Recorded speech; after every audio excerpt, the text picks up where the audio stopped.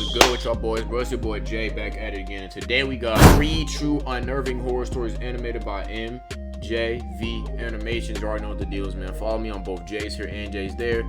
Follow me on my socials. Without further ado, let's get started. It was a hot summer night. I knew I wasn't going to get any sleep due to the heat. So I asked a close friend at the time if she wanted to meet up at the beach in the evening. She said yes, and told me she would bring her camera to take photos for her Instagram. Word. I arrived at the meetup point before her, so I looked around and observed the area. Not much stood out, except I noticed 2 older guys glancing at me every now and then from across the street. Them niggas look busted as fuck, don't they? I looked back at them a few times to make sure they were aware of them, but in the time I was waiting there, nothing else happened. Soon my friend arrived and I forgot about them.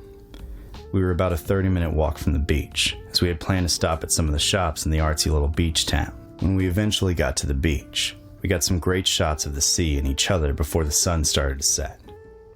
And we got some stellar shots of that too. Then we started asking people if we could take photos of them, and plenty of amazing people agreed. University students doing group yoga on the beach. Bro, did the animation style just change? Like, what's going on? An elderly couple dancing to music. A mother playing with her baby. It was going perfectly, and the lighting was incredible.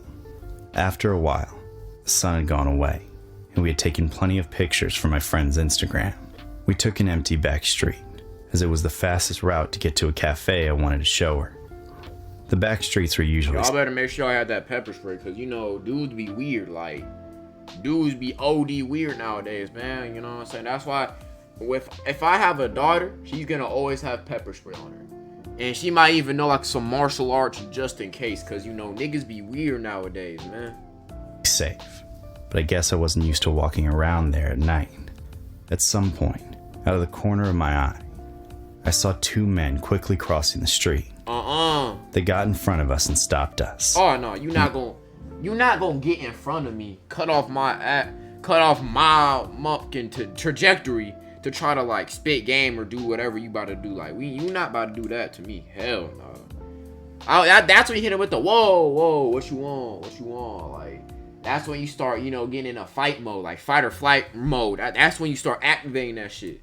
It was at this moment I realized they were the same men I saw looking at me earlier. My heart jumped. One guy was slightly buff, but the other was quite skinny, both in their mid-30s. Once they were fully blocking our way, they asked us to take photos of them. Alarms started blaring in my head. We were at least 10 minutes from the beach, so they shouldn't have seen us taking photos of other people there. What would make them rush across the street and ask us to do something like that with no context? I felt like screaming no, but my friend, who had never seen these guys before, agreed. It was annoying. Your friend got no survival instinct, my nigga. 2 big ass dudes just jump in front of you asking to take photos. Keep in mind, you don't even know these niggas, and it's dark at night. Like your friend is stupid, my nigga. Common for her to be like that, super kind and people pleasing. I just smiled and nodded at the guys. They were eerily emotionless. They kept a deadpan face as they spoke, betraying the fake niceness in their voices. While my friend was taking photos of them doing various poses, I watched awkwardly. They kept looking over at me instead of the camera, never showing a single hint of emotion no matter what position they were in. It was like they were living mannequins. When the mini photo shoot was done, the skinny guy placed his hat on my friend's head. She laughed and thanked him, but it made my stomach churn. Your friend way too comfortable with people. I ain't gonna lie. Your friend just letting random niggas put their hats on her head. Letting random niggas just touch you like, your friend is way too comfy. Your friend is way too comfortable with just randoms. I ain't gonna lie. As I now knew this was going to go further than just photos. Yeah. Just as I suspected. They broke the physical touch barrier. Now they think they got full access. The men suggested we get drinks together. No, I'm good. Not smiling in the slightest. I elbowed my friend to tell her we should get out of this, but she ignored me. Instead, she actually cheered and said she was really thirsty. Your friend is a horror movie victim, my nigga. I ain't gonna lie. Your friend, after this, if we make it out of this, I'm telling my friend, yo, what the actual hell are you thinking?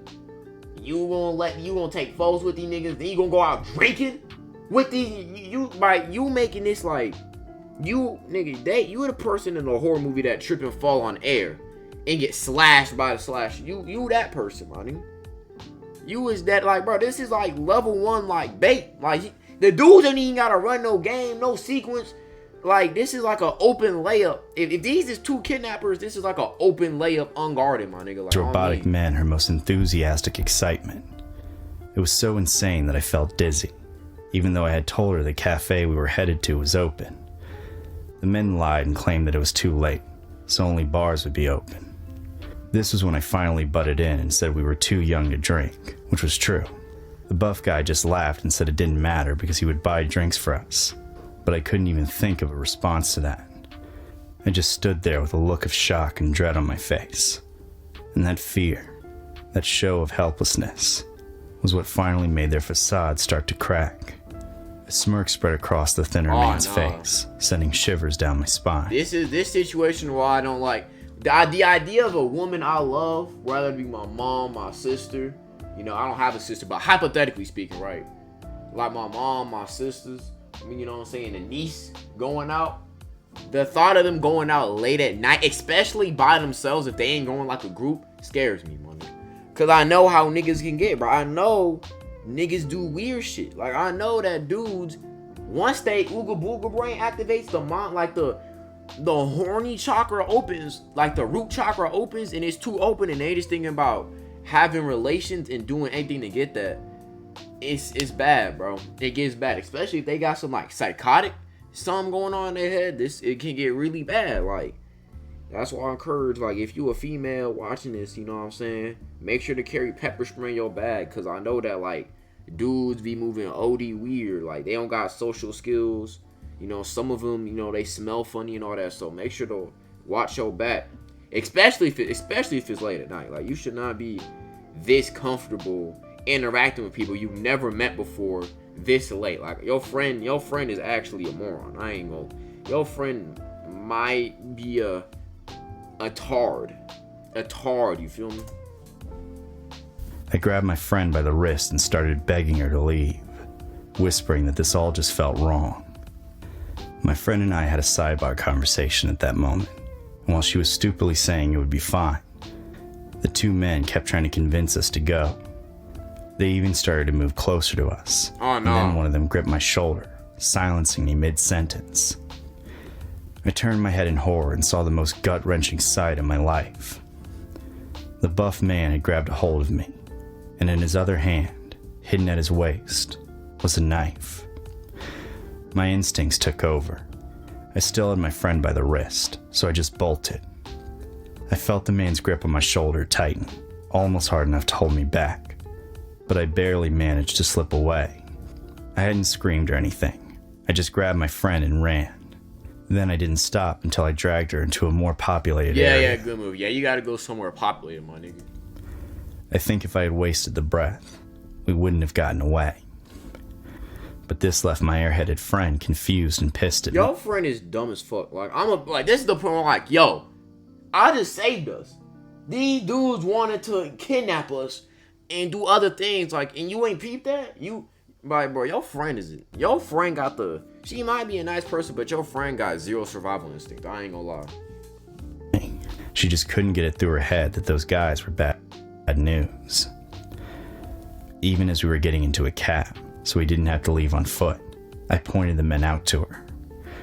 They were still watching us from across the street, just like they were from the start, and probably had been all evening. I could still see the glint of metal in the larger man's hand, but my friend refused to believe he was holding a weapon, claiming it was probably just his phone.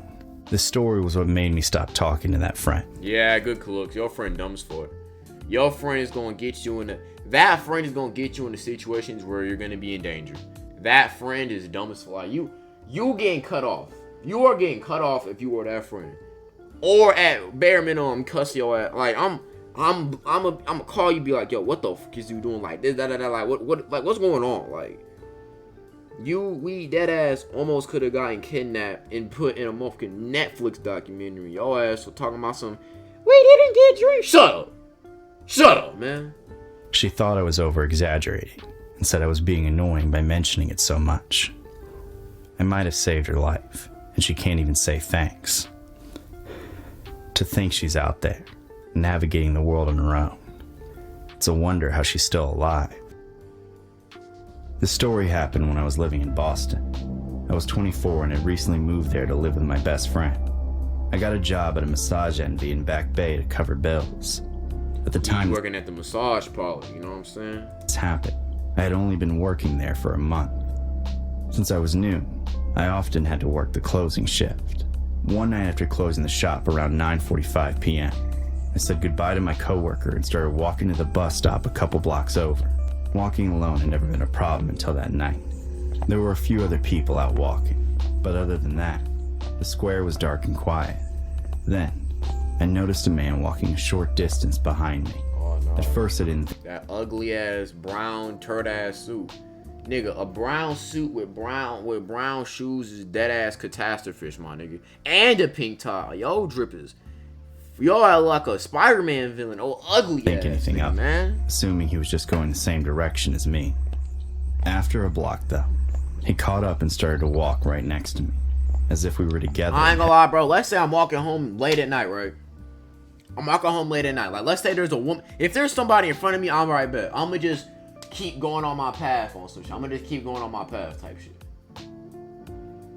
Nigga, if it's a woman, I will deadass take a more inconvenient path. Like, if she goes right, like, bro, if I follow her for like a block, I'm gonna just take like a left, my nigga. I don't like, bro. I will just take a left because I do not want to look like a creep, nigga. Like, I will deadass make that maneuver. Now, you could run super fast and try to get in front of her, but it's like, for that point, like, for those 0.5 seconds, that woman is having like a fight or flight. She don't know what's about to happen. Like, it ain't even worth it, bro. Heading to the same place. My heart began to beat faster as my full attention was drawn to him, trying to figure out what the hell he was up to. He was a tall white man, wearing a long brown pea coat and gloves. He had a briefcase. Oh, Inspector Gadget looking ass nigga, man. Nothing about his appearance was all that creepy, but the look on his face was deeply unsettling. For reference, I'm a short African-American female, so I had reason to be afraid he might want to do something to me, and had the physical ability to do it. The longer we walked, the more nervous I got. Like, if I'm walking, like, if you in a position where I gotta walk side by side with someone, I'm gonna be like, yo, what's up? Like, I'm gonna make small talk. I'm gonna at least try to say something to, like, ease the situation. Like I'm either take a different route or I'm gonna make small. I'm gonna do something, my nigga. I was alone. It was dark, and there was no one else around. On top of that, there really weren't any places open to duck into. But I could see the bus stop ahead. It was empty. And even though the buses ran regularly, there was no guarantee how long the bus would take. I dreaded the thought of waiting there alone with him. He was still walking next to me while all of this went through my head, frantically trying to think of what to do. My thoughts were interrupted when he asked, "Are you from here?" I said I was, but he replied so quickly it was like he knew I was lying. "I have drinks in a hotel room," he said. "I'd love you to come back with me." No, nigga, like, that's the second thing you ask? You don't ask about my name? I can get a hi, how are you? The fuck? Like, no. Get your creepy ass on somewhere, nigga. I declined trying to be polite, but my hands were already shaking in my pockets. As we kept walking, the man was insistent that I go with him, and that it would be a fun time. I didn't want to get forceful with him because I didn't know how he'd react. At last I saw CVS just up ahead. I mumbled something about having to go and ran into the store, not knowing if he'd followed me, but needing someone, anyone else to be around. Yeah. Once in the store, I called my best guy friend. He didn't even live in the city, but I was so scared by this point I couldn't think clearly enough to call the cops or tell the store clerk what was going on. I'm not gonna lie, you should have called the cops, bro. Like, he stayed on the phone with me while I pretended to browse the aisles. For a moment, it seemed like the man had lost track of me. But then, if you don't call the fucking cops, my nigga, if you don't call 911, so they can, surveillance this nigga? as I was turning to go down an aisle, I suddenly came face to face with him. Yeah, We both you thought he was gonna run away. Yeah, ugly ass nigga, stopped man. and looked at each other, a sinister grin now on his face as I freaked out internally. I like you and I want you. Now we can do is the easy way out the hallway. Looking at that nigga, man. Still on the phone with my guy friend, I started to make things up about how I would be home and ready to eat dinner soon. I was banking on the hope that if the man heard someone was waiting for me, he would know it would set alarm bells off if I didn't show up. It seemed to work for the moment, as the man walked past me and I continued down the aisle in the opposite direction. I went to wait by the entrance, staring out the window at the bus. Yo, call a Uber. Yo, if you don't call a motherfucking Uber or Lyft or some shit. Stop. The CVS was closing in 20 minutes, so if it didn't show up soon, I'd have to go out there and wait by myself. Thankfully, the bus came just a few minutes later. I didn't even look behind me and raced onto the bus. Once I sat down, I looked to the door and tried to force it closed with my mind. But then, my stomach dropped as the man walked in at the last second. I froze in terror, watching him walk closer and closer, and then sit down in the seat right next to me. The bus drove off, and the next few minutes were the longest of my life. Nothing happened at first, just agonizing stillness. But then I felt him place his hand on my knee. Oh, whoa, I whoa! wanted to cry and scream and take his hand away, but I didn't know what he would do if I did. I just sat there and tried not to lose it. When my stop came up, I pulled the cord and the driver pulled over.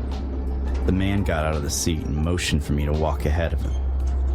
My whole body was shaking. Yeah, you can't walk right into your house. Now that nigga know where you live. I didn't know what to do. You gotta like get off like a couple exits down, but and like I know he's gonna try to get off at the same time, but like at least you know what I'm saying, you have a way to get away from it. So I got up and tried to be calm, hoping I could ask the driver to help me.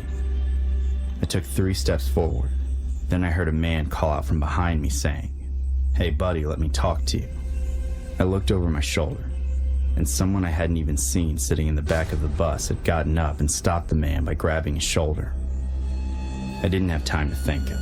I took the opportunity to get off the bus. Then I ran into my apartment building. I told my friend about what happened immediately.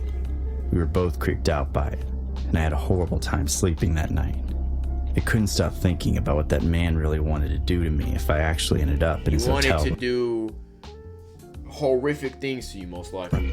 I'm glad that CVS was open, and I'm even more thankful to the random stranger who saw what was going on I and ain't gonna lie, that stranger a real nigga, bro. I ain't gonna lie, that's some real nigga shit. calmly gave me the out that I needed.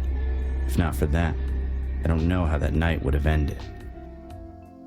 This happened very recently in June of 2025. I was, and still am, 16 years old. I was on a trip with my mom and her boyfriend to his home country. Damn, I won't say where exactly, as I don't want people to think I'm stereotyping the people that live there when I talk about what happened to me. On the day this happened, I was wearing a long skirt, long tankini style top, even though I don't usually dress like that. I did so because I thought I was supposed to when traveling to different countries. Nah, if you're traveling to different countries, you better wear... Do not wear, bro. If I'm traveling like Mexico or the Bahamas or New Guinea, I'm not wearing no expensive, nigga. I'm wearing shorts, sweat, you know what I'm saying? Baggy ass, old sweatpants and t-shirts, nigga. You ain't gonna catch me wearing no designer, no Jordans, no VVS, nigga. I'm gonna be the least dripped out nigga known to man, bro. I ain't gonna lie. Everyone else? Tourists wore thongs, crop tops, bikinis, and everything. Ironically, even though I was the one most covered up, I was the one who got harassed and catcalled everywhere. No one else seemed to be having a problem, and it slowly started to set in that it was probably because they were all adults and I was not. That day, we had gone out to the pool. We didn't stay long. I didn't even get in the catcalling corny as fuck to me. Like, it ain't like, bro, if you like a girl, nigga, go up to her and actually try to have a conversation. Like, I do not encourage catcalling, my nigga, you know what I'm saying? Water. I was covered up too. Dry clothes. Nothing suggested. When we were done, we started heading back up to the hotel room. I thought my mom and her boyfriend would be with me all the way there, but they stopped at reception to ask a bunch of questions. I was uncomfortable and needed to use the bathroom, so I went into the elevator by myself. Oh no, bad mistake. You need to go with your mom's boyfriend. I reached the door to my room and tried to open it, but the handle was hard. I tried harder, 2 more times, but to no avail. My mom's boyfriend had been opening the door, so I didn't realize it was so sticky. Then, I stood in the hallway for a moment, unsure of what to do. That's when the man came out, emerging from a nearby room. God damn, big Eddie Brock body built bitch, big swole body ass nigga. To join me in the otherwise empty Yo, hallway. why that nigga? Yo, I nigga like a Baki character. Like swole. Why is everyone in these stories so damn big, nigga? I turned away from him immediately, not making eye contact, facing my door. He walked past me, despite the fact the elevator was in the other direction. I watched out of the corner of my eye as he looked at me, scanning me up and down, then said something in another language, hesitating at first. I turned and asked him to repeat what he said.